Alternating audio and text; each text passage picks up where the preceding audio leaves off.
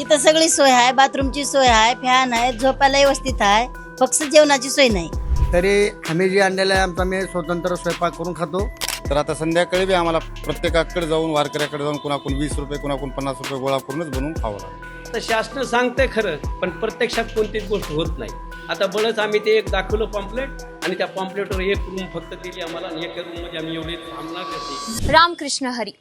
As we have seen, from tomorrow, the Warikars will be entering Pune, that could be from Latur, Parbhani and other parts of the Maharashtra. As we have know, the right now situation in Anandi and Dehu have been totally submerged in the water. Due to that, CM Devendra Fadnavis has appealed the Warikars to not to go to Anandi and direct come to Pune. As we have seen, right now, some of the Warikars from Latur and Parbhani have been reached to Pune. As seen, Mayor Manjusha Nagpuri have been said that PMC schools, like around 101 Pune Municipal Corporation schools, have been given for the Warikars for the stay, for the food safety and the other benefits they will be getting. As we have seen, many schools have been seen that there are proper facilities that have been given to them, but still some schools are facing issues that could be related to food as well as the stay issues. As we have done the ground report, Pune Times Mirror have conducted a ground report to understand does really the Warikars are facing any issues or not. Let's go to the schools and take a ground report regarding that. As we know, Palki is entering tomorrow in Pune. Right now, we are in those schools like 101 municipal schools, not exactly 101, but from them, we are in the few schools of Pune Municipal Corporation. As we have seen, for the Warikars, these schools have been provided for the stay, food, and other requirements for the Warikar people. But if we talk about the ground reality over here, that says something different only.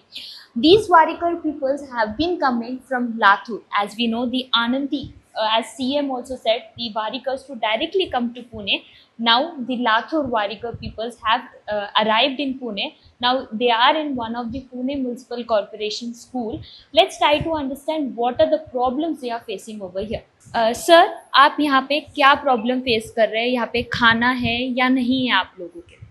इथं राहण्याची सोय व्यवस्थित आहे, toilet व्यवस्थित आहे, washroom व्यवस्थित आहे, फक्त खाण्याची सोय नाही.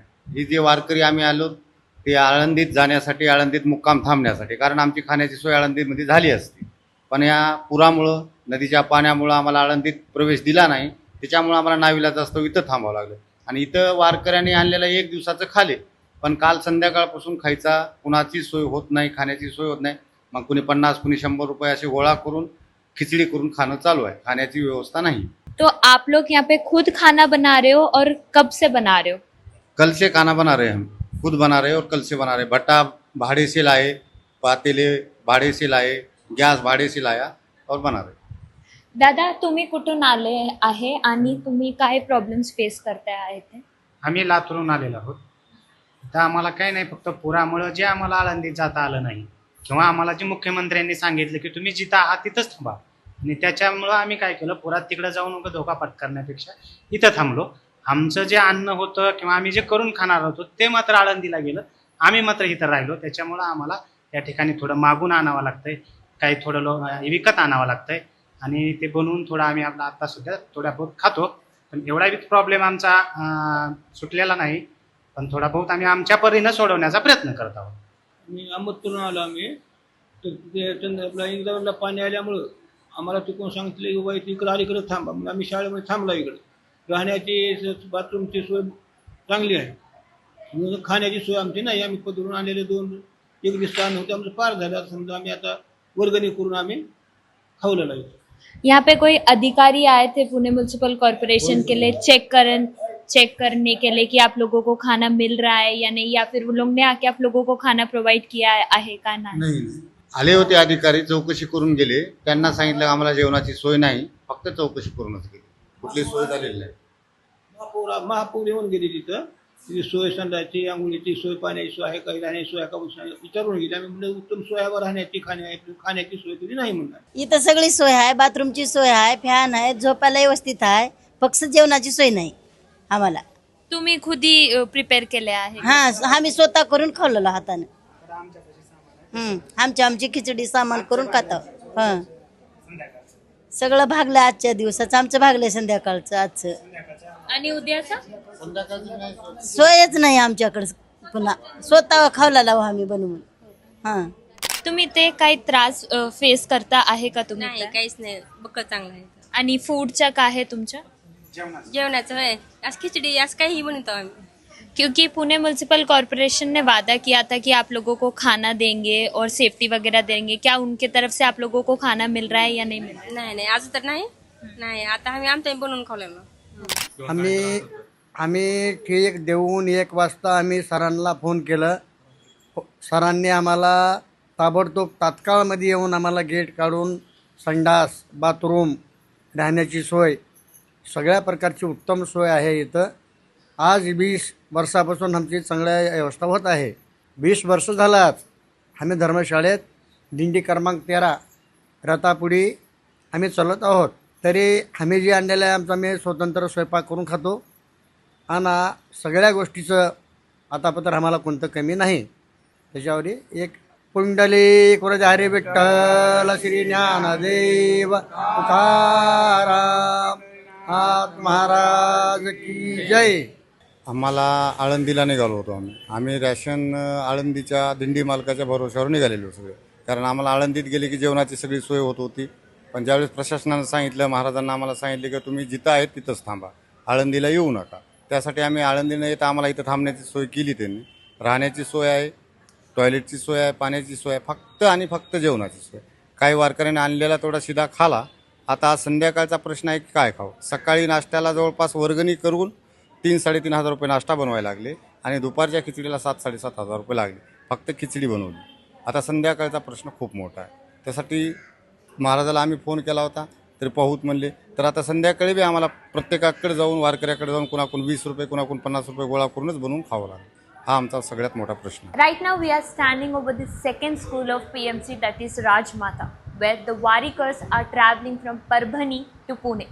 Let's try to talk to them and understand what are their problems facing over here that is related to food or stay over here.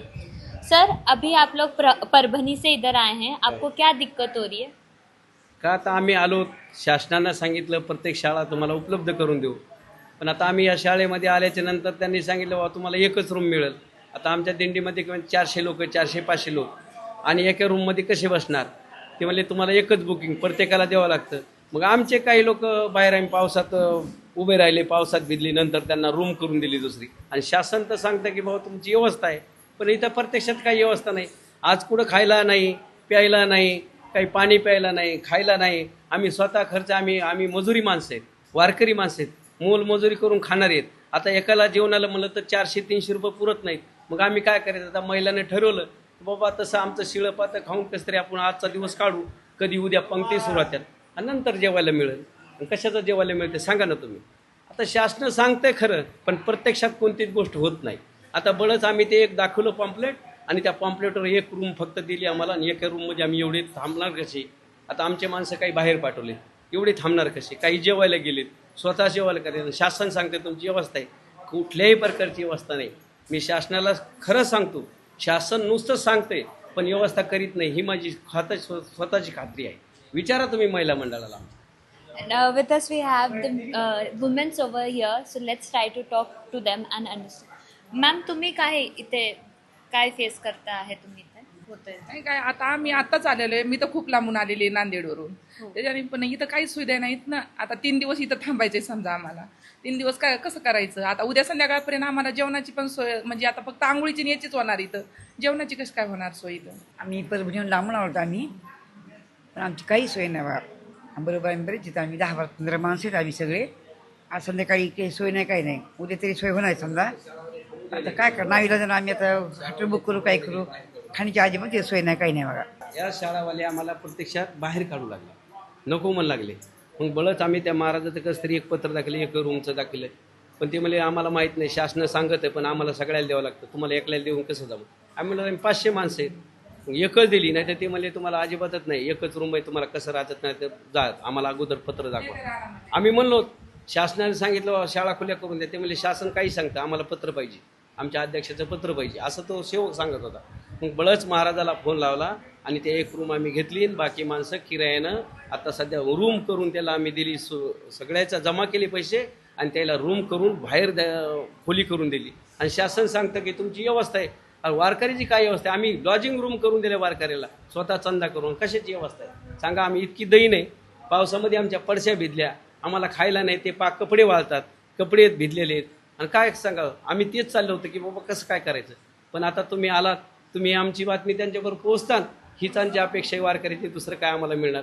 याच्यापेक्षा तुम्ही सोय करून देताल शासन, याची दखल घ्यावी हीच माझी नम्र विनंती. Ramakrishna Hari, Pandurang Hari. As we have seen over here, the Varikers were telling about the room facilities that have been given over them is only just one.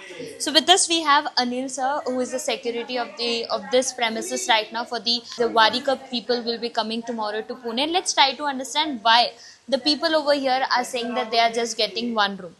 Sir, तुमचं काय म्हणणं आहे? आम्हाला प्रशासनाकडनं जे काही त्यांचं पत्र येतं त्याच्यावर त्या दिंडीला जी काही खोल्या दिलेल्या असतात त्या पद्धतीच्या खोल्या आम्ही त्यांना देतो. आणि त्याच्यात जर एका खोलीत जर 30-40 लोक बसत असतील आणि यांच्या दिंडीमध्ये जर 200 लोक असतील तर ते लोकांची व्यवस्था करणं अवघड आहे.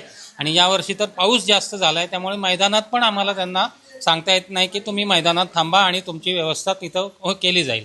आणि या भागातली स्थानिक मंडळं असतील, सोसायट्या असतील, हे त्यांची जेवणाची येते व्यवस्था आणि त्यांच्याकडे ती यादी असते. कारण दिंडी प्रमुख ही सगळी व्यवस्था अगोदरच केलेली असते. 3-4 महिने अगोदर त्यांचं ठरलेलं असतं की कुठल्या दिवशी कुठलं जेवण कुठं करायचं आहे. कारण पुण्यामध्ये सगळी व्यवस्था होती, पुढच्या व्यवस्था त्यांना आता गावांमध्ये त्यांचं पण ते नियोजन असतं, तिथं ते त्यांचा स्वयंपाक करून ते स्वतः खातात. अशा पद्धतीने ह्या व्यवस्था आहेत. आम्ही आमच्या शाळेमध्ये आम्हाला आमच्या विभागाकडनं जे काही सूचना येतील, जे काही पत्रक येईल की या दिंडीला किती जागा द्यायच्या, या दिंडीला किती खोल्या द्यायच्या, त्या पद्धतीने आम्ही इथं नियोजन करतो. As Pune Times Mirror have done the ground report, the reality has been shown in the entire video. Around 101 Pune Municipal Corporation schools, the Varikars are facing issues related to food as well as the stay. As we have covered both the sides, as well as what the Varikar people are saying, as well as the members and the proficient and the persons who have been seen over there for the security purpose from the Pune Municipal Corporation, even we had a word with them. As we have seen, the Varikars for the breakfast they have spent around 3,000 rupees, whereas for the lunch they have spent around 7,000 rupees. Now the Varikars are expecting how much they have to be spending in for the dinner. Now we have to see, as Pune Municipal Corporation has given a promise and appeal that they will be providing everything for them. But as tomorrow the Wari will be entering Pune from Anandi, from the other parts of the Maharashtra, is Pune ready for the Wari people or not? Ram Krishna Hari with camera person Ajay. I am Harjit Kaur from Pune Times Mirror, Pune.